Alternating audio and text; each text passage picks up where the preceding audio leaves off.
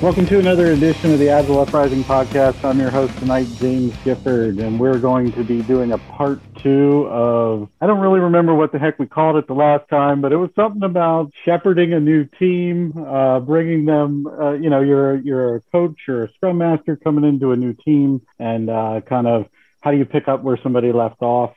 Tonight, I'm joined with Todd. That's where you say hello, Todd. Oh, I was like, is it going to go through the whole panel? Yeah. Hi, I'm Todd. We got Mr. Schneider. This is going to be a good podcast. Mr. Kellogg. Hey, can I at least remember my name from last time? So that's good. I've talked to you a couple times now at this point. No, I said I remembered my name, not you. Oh, okay. Well, there's usually some bourbon soakness here that's happening. And we got Mike. Evening, y'all. Awesome. Well, so kind of last episode, we kind of left it off. We kind of closed her down with some great advice around shepherding and taking over, not taking over, it's a bad word. Taking the mantle from another coach or scrum master and helping the team carry on. And we talked about introductions to the team, how we get things started. And we left Todd on the island with Gilligan. No, we're not talking about John wearing his Gilligan's Island shirt, as he often does. We left Todd on an island with Gilligan, and found a team of 30 people that was not the team that he was expecting. So we're going to pick up the conversation with Todd and kind of really dig in for this first part of the episode, digging into when we're asked to take over or shepherd a new team. And it's not exactly what we expected it was and how we kind of approach those situations. So from there, we're going to go bounce over to Todd and let him give us some of the context of the situation and dig into it. Yeah, so I actually did know how large that team was going in. It was actually like question number one. It was like, can I split this team? It's a team that has been together in a couple of different some people in, some people out, but overall that team had been together for, some of those people have been on there for 9 years. So a lot of history on that team and that project.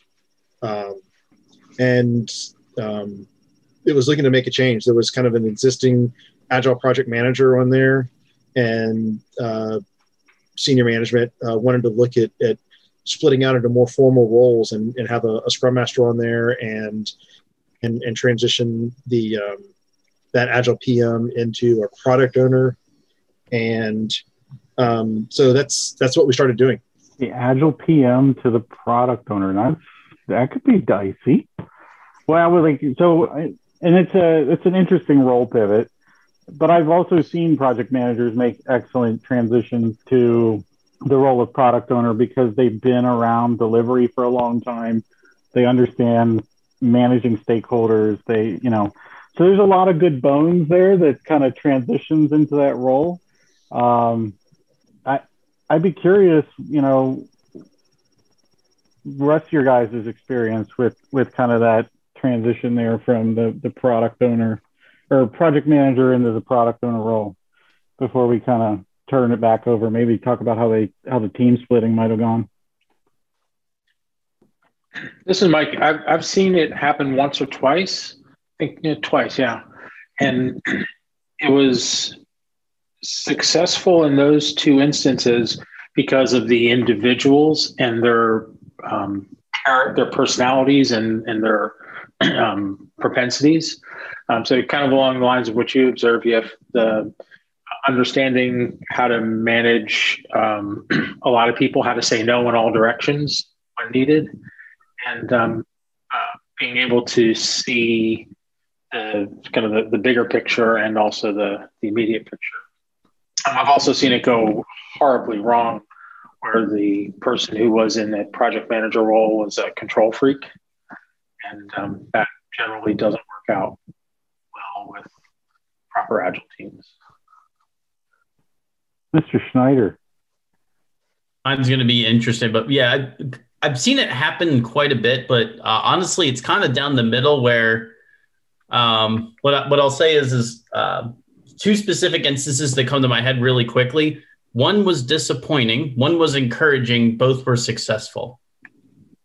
So what I mean by that is the people that transitioned, we've had discussions on this on previous podcasts, but sometimes the PMs that transition, to your point, they have good delivery backgrounds and roots, and they even understand the practices and the methods of like what the motion of the boat, if you will, and like how things flow. But functionally understanding the product and the users and how they're using it is where they start to have that gap. And unfortunately, the one that was disappointing, the person delivered extremely well, but basically did that and just did that well and pretty much ignored everything around delivery. And when the product wasn't getting the value, they said, that's not my job. I'm supposed to deliver. But it was viewed as a successful transition because culturally that was the person's job. So in a weird way, it was a successful transition because culturally that's how they viewed the role. And that's where we bring up the phrase agile enough, because in their terms of how they were doing their journey, that was okay. The other one had to have the coach close that gap and get their, work with the business, work with the stakeholders, understand users. And that one was a much heavier and a more complex transition. But it was interesting how, once again, if somebody is really good at delivering, doesn't assume the full role, but culturally that's how they view the role and they did it successfully, is that a successful transition? I guess it's agile enough, right? So that's where it gets a little interesting. Mr. Kellogg. Yeah, I had opportunity to take over a team that was about 20 people, or 24, but 4 of them were strictly IT side. And I had a similar transition where I took some BAs, business analysts, and turned them into product owners. I dubbed a term product owner rep so that they were kind of that pseudo between the product owner overall, and then they were represented the product owner on the team. And for us, that worked really well. Cool. So back to Todd. How did that work out for you? Yeah. So, to Kellogg's comment, as part of me coming onto the team, one of the things we did right after that, and it wasn't something that I started. It was a process that was already in motion. Is they doubled the number of BAs that were supporting the product owner, and he really does have a very deep and thorough understanding. And somebody would say something, he'd be like, "Hey, wait a minute, but what about?" So I think that transition has been very successful, but there's so much going on that it needed the BAs to sometimes, take point with the customers and to get everything into the hopper for him to be able to sort and prioritize. So like I said, I wanted to go back and cover that. I think you're kind of asking about the next step. Splitting took quite a while. Some of it had to do with, one large application, and it was a lot of maintenance and support for that, but it was also some new enhancements. And then there were some within our org, some projectized initiatives that were going on. So you've kind of got a little bit of everything going on. You got some pieces that were coming in that were under the guise of a project, and they would have CIP funding for some staff. And then some of it was maintenance and support. And you may even still have CIP repair and replace money. And so all of that went into consideration for who was going to work on what based on how they were funded, because sometimes it was just headcount and sometimes it was somebody named. I mean, their actual job was tied to that money. And it took... Just to interrupt you real quick. So when you say CIP, are you talking about change in place, or are you talking capital improvement project? Sorry. All right, there you go. So capital funding initiatives for specific projects. And like I said, we have a repair and replace budget. We have capital funds that come in that are tied to projects. We have just our general fund that pays for some stuff. And so we had to, and then we have people that have been on the project for a long time that are highly competent in certain areas. And it would have been a big reduction in productivity to have them drop their expertise and start to learn something fresh somewhere else. So a lot of moving pieces going into splitting it. And it took about 6 months to do it. And I had, in at least one case, I had, like I said, I had somebody that's been on the project for 9 years. And she's like, when you first talked about splitting this, I didn't think it was a good idea because we've worked like this for so long.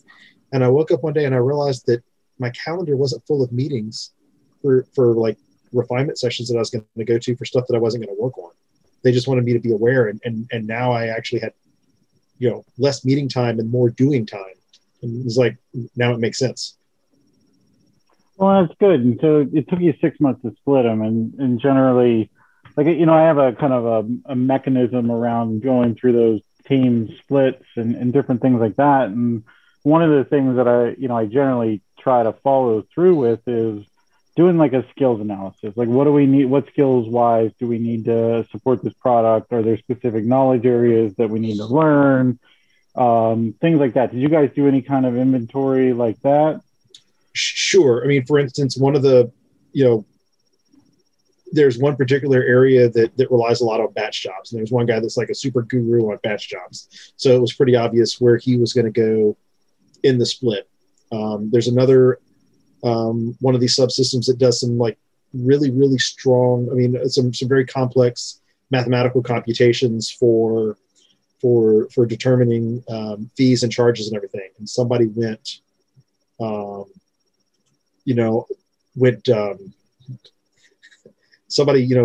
to another team based on that. So yeah, there definitely was, there was skills assessment, and like we have a couple of people that because of a previous conversion, they had kind of touched all areas of the application. So they were able to it was more flexible where we could put them. So yeah, skills absolutely happen. Yeah. So for the rest of you guys joining us here, what are some kind of techniques that you guys might use around some of that team forming kind of skills assessment? Do you guys have some blueprints where you kind of look at that and start that conversation?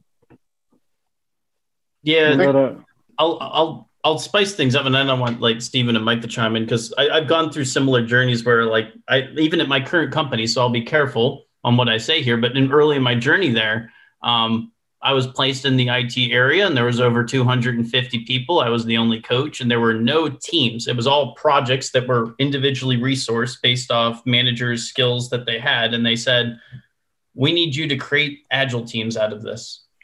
And I was the only coach. And when that was kind of put in my lap to kind of start getting on the way, I had this unicorn and rainbow scenario of like, well, we should create full stack feature teams that can deliver end to end. And yeah, I learned within a month that is not going to happen. So I quickly just had to basically look at the landscape and say, how do I even create a team here that is the least intrusive, that can prove what it means to be in team, that they can even form to even start doing some of the basics. So there's like a little bit of like skill set and personality stuff. For example, if you want a full stack team that can do stuff end to end, to Todd's point, you have a plethora of skills and different people, which brings different like cultures and different backgrounds. And that's a lot of, that's hard to make a team with just that different dynamic. It's a lot easier to create a team of like people that probably are all Java engineers that have worked in Java. They'll probably blend and be a team much easier than a Java person with a DevOps person, with a business analyst, that's a little harder to mesh and make a team if they haven't done that before. So there's a lot of interesting skill set and cultures that come from just the backgrounds of their roles and what they've done, let alone the industries they came with, let alone how long they've been at the company. There's a lot of variables that go into play, which as a Scrum Master coach, you have to be very sensitive about. So I'll just kind of add that, and I want to hear what Stephen and Mike have to say. So one of the things I was going to bring up is, before even looking at splitting the teams, at least with this particular one, I'll throw out, like everything else with Agile, it depends on the environment, what you're dealing with, who you're dealing with, yada, yada. But for me, it was more about understanding the products that were being developed and then looking at the association of people who support those. And based on that, at this company, it was a pretty clear split as to who went where. So, but it was taking that step back first. This was also a strange situation where I came in to be director of engineering, and they were about 2 weeks into some agile training. And so it was a perfect time to actually split them into teams and continue that training on into, making it an agile environment. So along those lines, experience I've had that correlates pretty well was taking a department, for lack of a better term, and creating 4 agile release trains from that department. A lot of the groundwork had been done prior to my engaging with this group.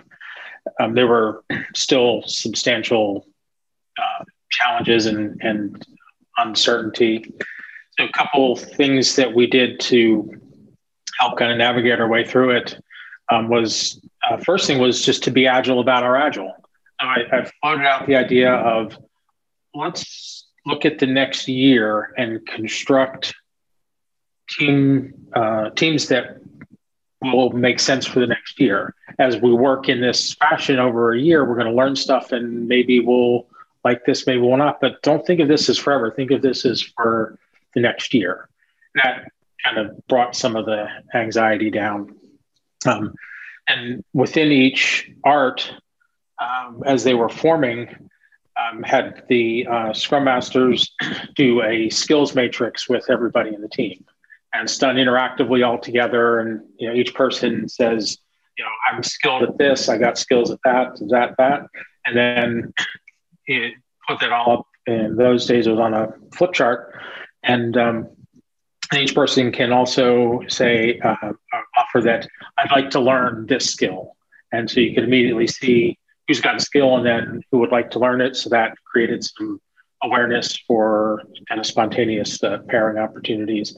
And kind of along the lines of what Stephen was saying, that we tried to form this art thinking first from the customer and product perspective. So kind of outside in as opposed to inside out. And that really makes the noodles. But it was mostly successful. And then the final thing that I learned after a year of that was that we didn't pay enough attention to where the constraints and the dependencies within that whole flow of work are. Going back to some of my skilled agile teaching, one of the insights I took away from some of that teaching was that value flows through the network of dependencies and connections in a larger group. So we didn't pay adequate attention to the constraints and the dependencies, and we found that was creating bottlenecks. And so trying to do that again, I would think of it from product and customer and then constraint. Mike, just out of curiosity, when you say we, do you mean like the team collective we or specific people that should have been doing that? It was the art leadership or the program leader, the program leadership. So, as a coach, I'm not making the decisions. I'm guiding the leadership. Right. We was the royal we. Mm.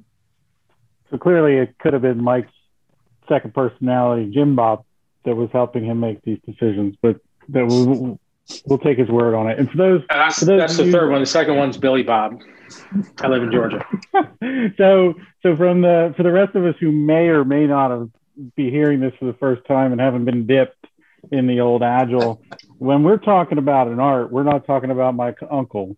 We're talking about an Agile release train, just to kind of clear things up there, clear the air there. I think that's some very valuable kind of insights and information there. Like when we've done these we've done these team splittings, we've looked at skills, we've looked at, what are we going to need to deliver on the particular group. The last one we did, we were looking at a monolith. So we knew there was just, everything was just, we knew it was dependencies and basically going to be a toilet. So when we did do some of the splitting, we looked at some of the architecture and said, look, over the next course of the year, here are some of our plans to bust the monolith up into some different try to basically break it up enough that it could start to have some independencies and we could manage it more effectively. So we took that into consideration of that when we went to go have the team. So we knew the skills, we knew the architecture, where we sort of wanted to go. And then we had a team lottery that basically said, we have 5 teams to fill. Here's the skill sets that we need on them. Choose your own adventure, figure out who you want to work with. And then we'll let the managers have one final say just to like kind of calibrate and adjust. And generally the teams gathered together in a way that the managers were like, stamp, we're going, we can run what you brung. So there's a million different ways to do this. And we could probably end up talking for about an hour on just kind of team formations and things like that. I do have a question though. Real quick, and I'm curious what everyone said, and it can be a very quick answer, but let's say you have a high-performing team. They're doing very well. They've been together 6+ months, a year. They get it. They're probably they're the shining stars. Everybody even talks about them and says they're a staple team. Then all of a sudden you have to stand up another 3 or 4 teams. Has anyone ever heard a leader or manager say, well, why don't we break up that team and selectively put them on all the new teams that we need to stand up so they can get influenced? I've heard very controversial ways of saying if that's the right thing to do, wrong thing to do, or should we just let the team decide? I'm curious what your guys' thoughts are on that, though. I steal Stephen's answer. It depends a lot on context. The Absolutely. culture, the organization, the people on the team, the product, whole host of variables. There's no right answer except the one you think is going to work best in that. So the reason why I bring up the question, just for further clarity, that's becoming a more common practice for what they're calling the basically it's a model where like these new junior and mids will get with seniors, they get trained, they get developed, they understand the process, and then immediately after 6-8 weeks of getting, they disperse, and then they go and then they do it all over again, and then it's like train the trainer, and they keep doing it over and over again, and everyone's saying it's wildly successful. It is from the skill set side. Culture and team building perspective, that's a different conversation. So, yeah. How does the people on the team feel about it?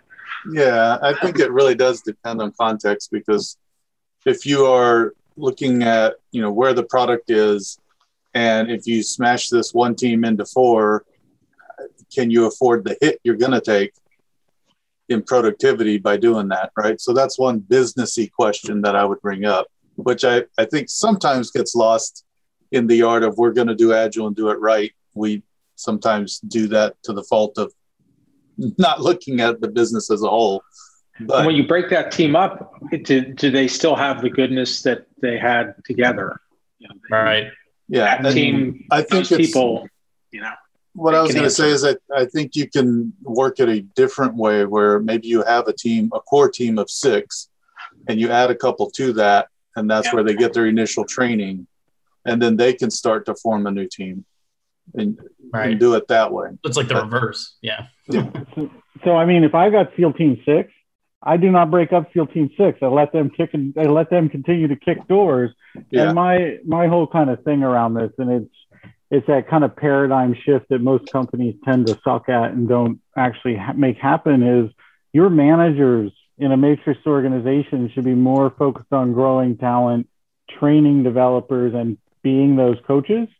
We've seen companies where they've hired specific roles that it was literally just a senior engineer. That's all they did.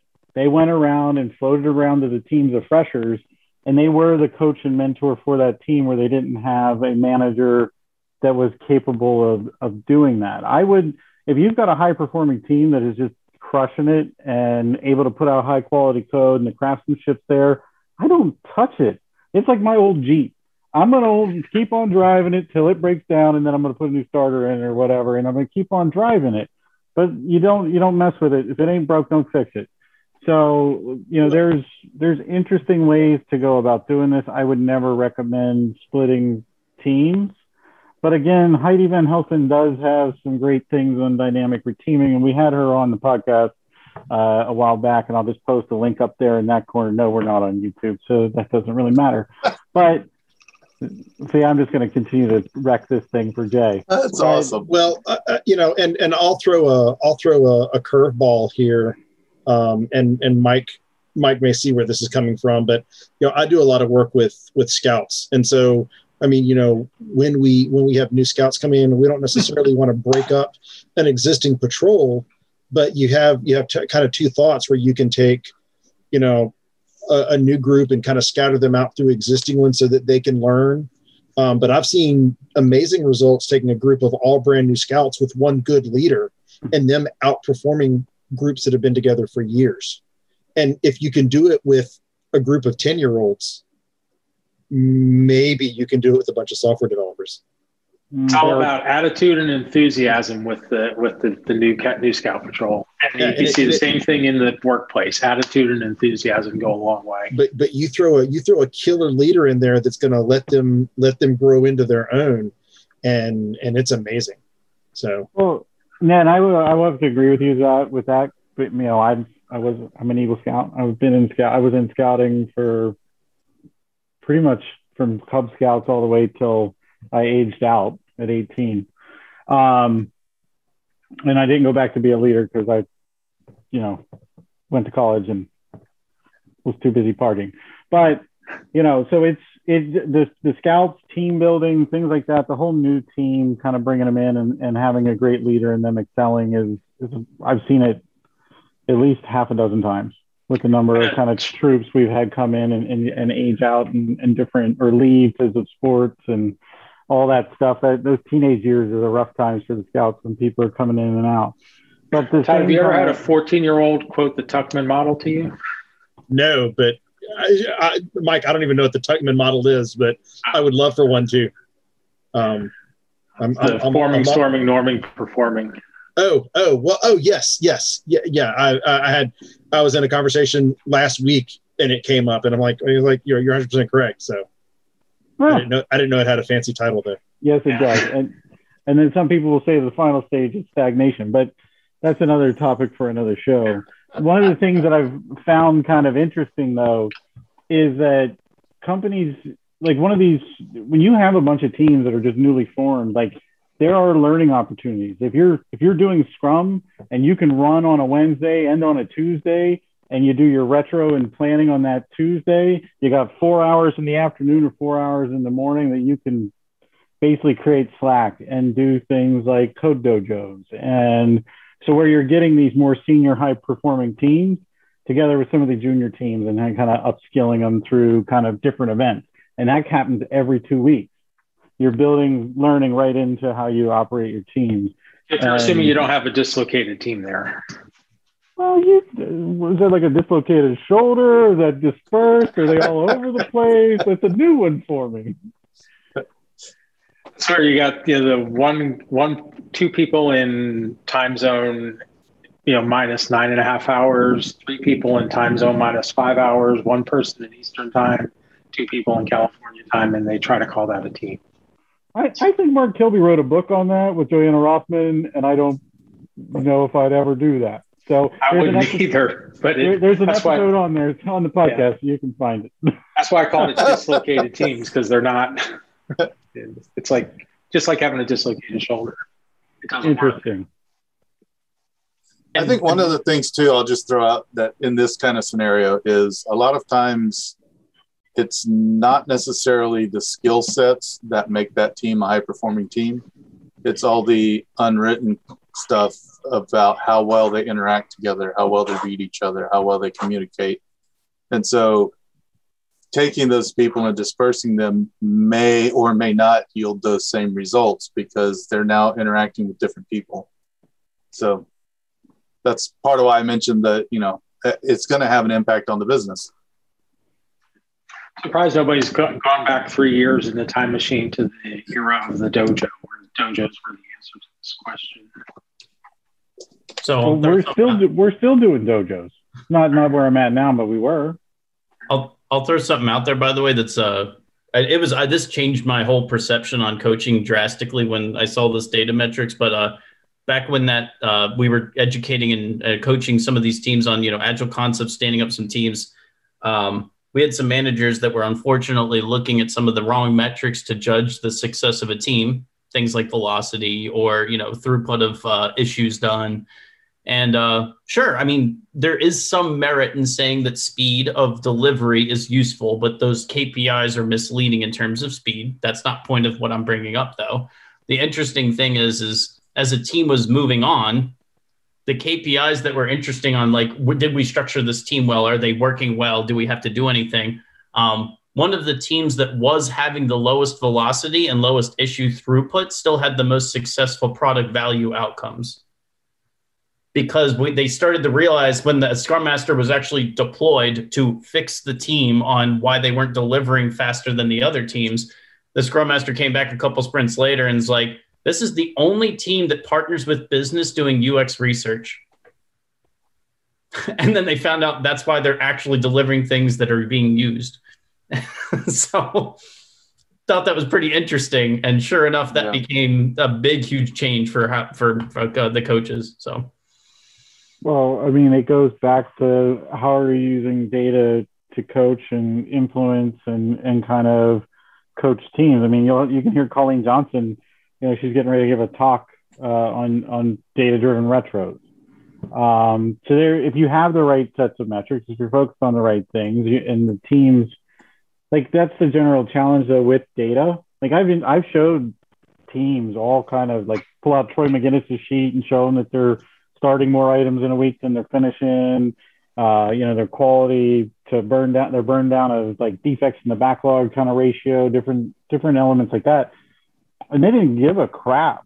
They're like, so what? So what if I can see that I'm doing this? Like, this doesn't mean anything to me. Where the real meaning came in was being able to facilitate the conversation around, hey guys, it seems like we had, we're kind of lagging behind. It really seems like there was a spike in the number of stories we had in progress. Like, what happened? And it's that kind of conversation. Like, some of these teams will never give a crap about metrics and how to use them or how to steer or turn their team, and they just don't care. And it's not that they don't care about continuous improvement. They just don't give a rat's ass about the data. And it's, as a Scrum Master or coach, how do you kind of steer that into one of these teams? I mean, I think we're not bribing them, John. No bribes. Happy hour on James if you start caring about metrics. No, so we spent a good bit of time in teams, and the metrics thing is a little bit of a weird pivot, but I like the direction. So let's kind of keep on trucking there. We'll kick it over to Mr. Kellogg. So, early on, I found that one of the challenges with the metrics is that certain people will use them to beat up other people. And so it's just another thing to watch out for. And I like where you were heading, where a lot of times it's, if you show them the metrics, they may or may not know what they mean. And even if they do know what they mean, they may or may not have an idea to fix them. Whereas if you pose it in conversation and questions like you were saying, then I think that can really go a long ways towards, helping them come up with answers. And kind of along those lines, it seems, in my experience anyway, taking metrics and communicating them in a light that relates them to something that people on the team care about. Going to vary from team to team. Sometimes what people care about is what their boss asks them about. And if you can connect a metric to what their boss cares about, cool. One of the teams I'm working with currently has expressed frustration about not being able to get things done. They feel like nothing is getting finished. And yes, the data supports that perception. So what I've been that's created an opening for me then to get them to pay more attention to flow and cycle time and size of their units of work, card stories, whatever you want to call them. So it wasn't until they were blowing me off until they realized, until I connected those measures to something they cared about, which was just an emotional feeling they had. And now they're starting to pay more attention to it. They're looking at work, and where in the past I would get kind of resistance to what I probe about, could that story be constructed in a smaller, narrower way? Now they're coming forward and saying, hey, that's too big. We need to make that smaller. So connecting to something that people care about can help get their attention.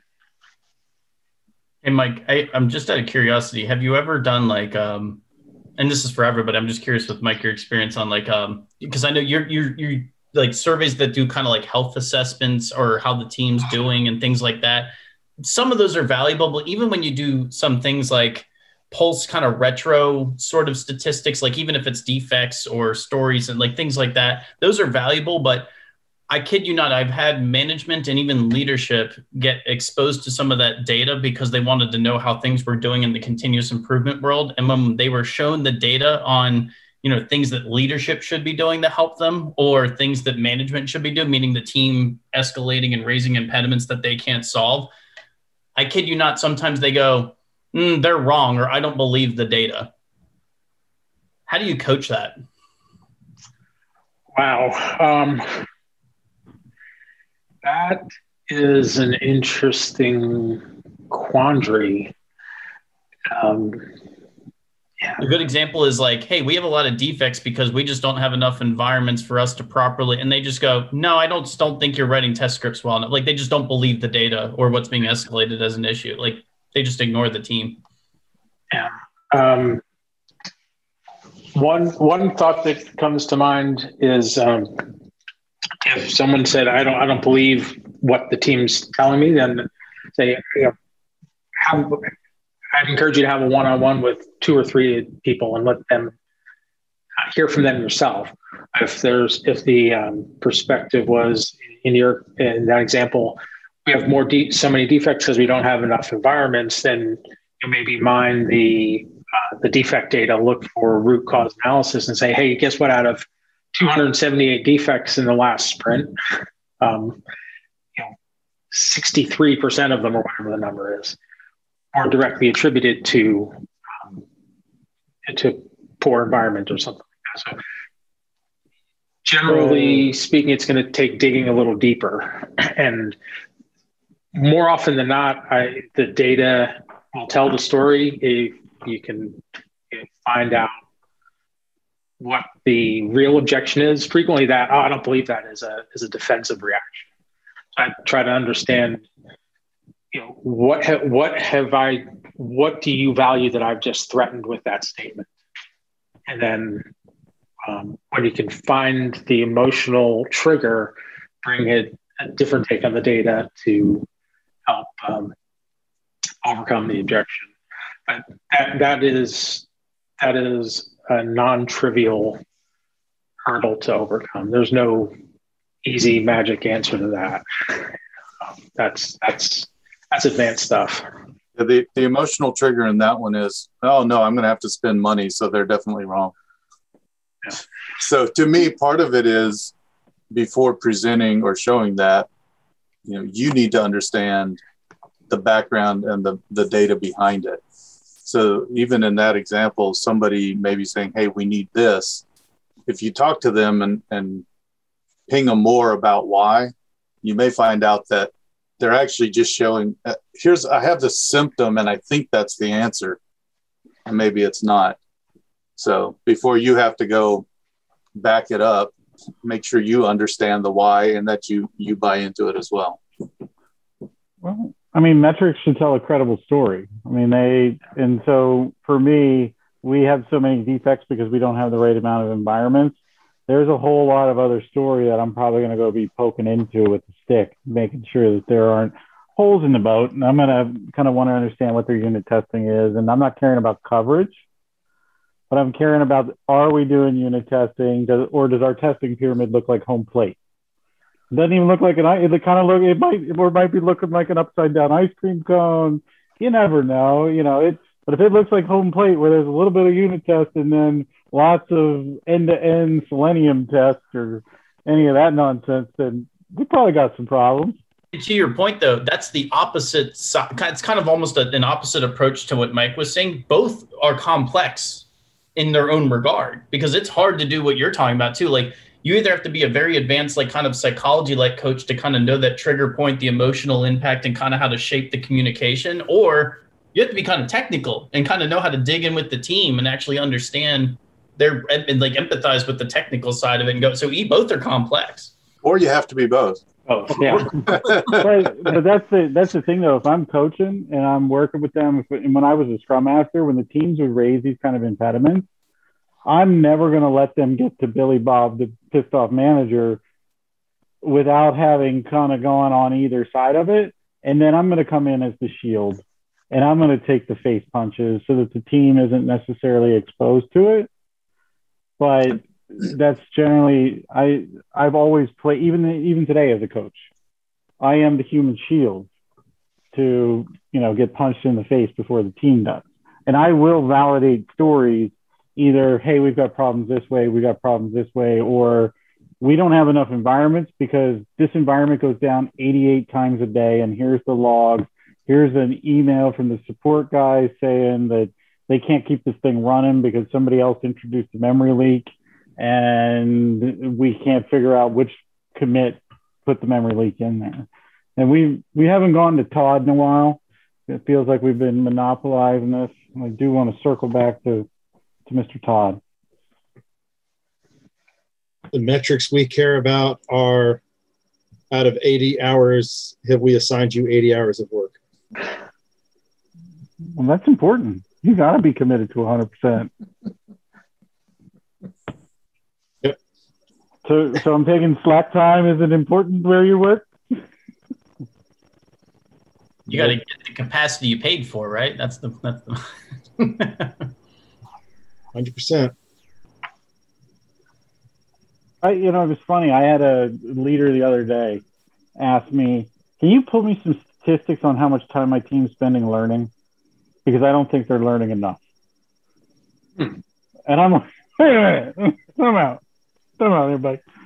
You're asking me to tell you?" Yes, I can. Where's the hidden camera?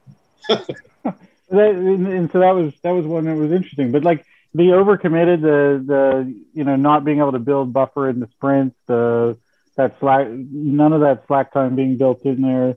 That's got to be tough to kind of deal with. Are they making you do that out of time tracking, or you got to like log that in 17 systems to make sure you're appeasing everybody? Only 15 systems. Oh, only 15? Yeah. Actually, that was one of the things I did early on. I was like, hey, we need to, so I moved it from 105 hours per 3-week sprint to 80 hours. And they're like, we're never going to deliver anything. Like, let's see what happens. Because I needed them to get a little bit of slack time in. So it's still a lot of work. But they deliver more than you might expect at that 100%, capacity filling, because there's, part of that capacity, it pulls out all the time we need for your various Scrum ceremonies. And there's even some quote unquote administrative overhead time that's pulled out of that: email, phone calls, timesheets, that sort of thing. So, I think that's, I would say that's another one of my wins, is to, as part of taking over this team and inspecting where things were and making some changes. And one of the conversations I had along the way, they're like, well, they're not finishing everything. We need to increase the capacity. And I'm like, if they're not finishing anything, let's up all their estimates by 10%. And he's like, what? I was like, put less in, you're going to get more done. And it that conversation quieted down, and we didn't have any further changes. Well, and as much as I detest a say-do ratio, like we commit and how much, committed versus delivered, Right. I often use it with teams and in a healthy environment. I will preface it with a healthy environment. But what we end up backing it up with is an accompanying churn metric around number of things that came in and out during a sprint. So any kind of production support, even though we've allocated hours to production support, we still jam a ticket in the old Jira and put it into the sprint because that shows kind of that churn. And we do the same. Yep. And so when you're able to show a leader that, hey, we committed to, these 10 stories, and we use item count because we don't point everything. And if you point everything, you suck and you shouldn't do it. And you should just stop doing it someday. But I digress. So we use item count because we don't point everything, but we committed to these 10 items. We delivered 5 of them, but at the same time, we had 10 other things that came in during that sprint. And so our team right now has a 36% churn rate on our sprints. And so for us to really be able to manage this program or to this delivery schedule or try to get some of the scope or deliver the scope that we've plotted out based on, our forecast, like we need to stop this churn. And we've used that as a mechanism to have those different conversations of like, why is there so much volatility in the backlog? Some of it was the product owner didn't know what the hell they were doing and not working with stakeholders and things were coming in late. So that was a systemic problem that we were able to go kind of address, but we had the data to back it up. Well, I mean, and I can prime the pump for round 3 on this, but another team that I recently took over, I got it, and it's greenfield. It's early. I mean, it's I implemented sprint reviews even. I mean, they're way pre-production. But one of the things that we talked about as a team agreement when we got in, I was like, hey guys, let's talk about what if we didn't file any bugs when you found error in the dev software. You just sat down, talked about it, gave the dev notes, you went back and fixed it, built it again, and you tested it. And they're like, wait, I don't have to spend all that time filing a bug. We can just talk about it. And I'm like, yeah, what do you think? They're like, that's amazing. And so the first time it actually came around was while I was on vacation. The problem came up, reached out, said, hey, this doesn't work. Let's talk about it. I said, cool. They found out the acceptance criteria that was failing, fixed it, did another build, passed, life moved on. No bug filed. But that was, like I said, team that I took over working with them. But another thing is that now that they've had some time to work through this, last sprint, they wanted to try playing with story points instead of hours. And they found out they picked an arbitrary number of points to commit to, found out it was wrong. So they're like, all right, it looks like we did, they delivered on half of the points that they committed to. So they decided that they need to only cut by 50%. So they're at 50% more than they delivered last time, but they're playing with estimation to see how it works. And we know that this may be wrong and they may do it again, but they're willing to experiment. They're willing to learn. They're willing to miss the mark that they set for themselves, which, I mean, that's what we want, right? That is what we want, but is the psychological safety there for them to have enough runway to be able to miss the boat? In this particular team, absolutely, it is, and that's what's really cool is that they are very much the masters of their own destiny, and they were even like, we think this is we know we only delivered 21 out of 42 last time, but we think that we've learned enough that we can do 30 this time. All right, let's try 30. If I was going to be overbearing, I'd have been like, no, you only delivered 22 last time. Or 21. You're only going to commit to 21 this time and figure out what happens. But they wanted to try 30, so I absolutely let them. So, and in 3 weeks we'll find out if it was right. I'll say a quick story, by the way, on the whole hours thing. When I was a scrum master and I was pretty seasoned, I was really good at coaching the story points, getting teams going. I was saying you can use hours when it makes sense for your subtask, but then eventually teams kind of have this muscle memory and they start to grow out of that, and metrics on that side become less and less. And as I promoted that and started to also influence other teams in there, this is where context, and Stephen and Mike already brought this up multiple times, but the whole "it depends" got slapped me right in the face really quickly, because the hours eventually caught up with them, because it had nothing to do with project management, had nothing to do with estimates, had nothing to do with milestones. This was a team that worked on projects that actually was part of R&D. And now that hours weren't being properly cataloged on things, the finance people had no idea how to calculate the tax audits for how many hours were put towards the projects for tax-free credit funds. And a lot of the scrum masters got in trouble because literally the teams all blamed them and said, well, they said we didn't have to do hours anymore. And they had no audit trail for all of the activity for what they were supposed to get tax credits for.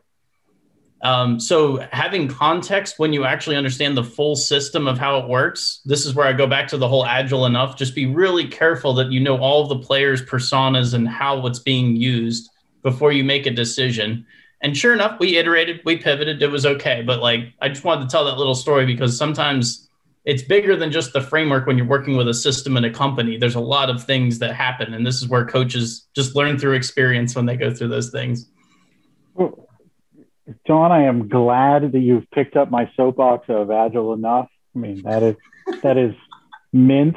I will congratulate you on finally getting on my soapbox with me. Yeah, I put on things now. Yeah, it's a little bit small, and you know we've been at this again almost an hour again, so it's about time to wrap this guy up. So we'll go around the horn for some more closing thoughts. It's always a pleasure talking to you, gentlemen, and you know. I don't want to keep beating this dead horse, but, you know, it feels like there's a part 3 here, but we might pivot.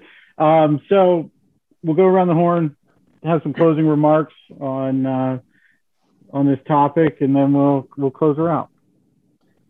I'll start off with a quote that came to mind earlier today, and this conversation seems to have reinforced it. That's from Marilyn Moats Kennedy, a journalist. Reads, "It's better to be boldly decisive and risk being wrong than to agonize at length and be right too late." Go fast and break things is another.